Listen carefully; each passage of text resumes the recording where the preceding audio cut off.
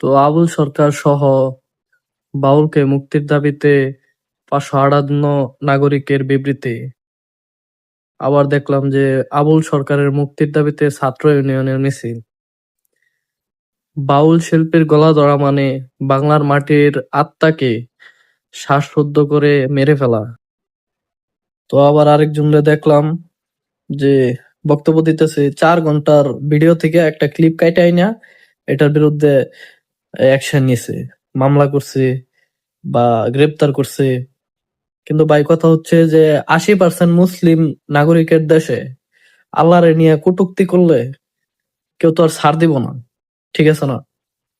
উনি যে এখন পর্যন্ত জীবিত আছে এটাই তো বেশি, মানে সরাসরি আল্লাহরে নিয়ে কটূক্তি করছে।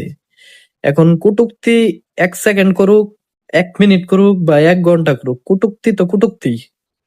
সরাসরি আল্লাহরে নিয়ে মন্তব্য করছে। আর এইটারে আবার এটাকে বাঁচানোর জন্য মানুষে আন্দোলন করতেছে, কিন্তু সাধারণ একটা মানুষও আন্দোলনে শরিক হয় নাই বা যায় নাই।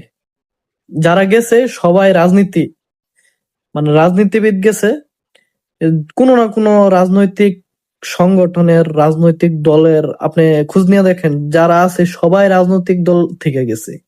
সাধারণ একটা পাবলিক, সাধারণ একটা মানুষ এই বাউলকে ছাড়ানোর জন্য বা মুক্তির দাবিতে এখনো রাস্তায় নামে নাই। সাধারণ মানুষের হাতে তুলে দেওয়া হোক এই বাউলকে, যে আল্লাহ সরাসরি আল্লাহকে নিয়ে মন্তব্য করে, আল্লাহর অস্তিত্বকে নিয়ে মন্তব্য করে।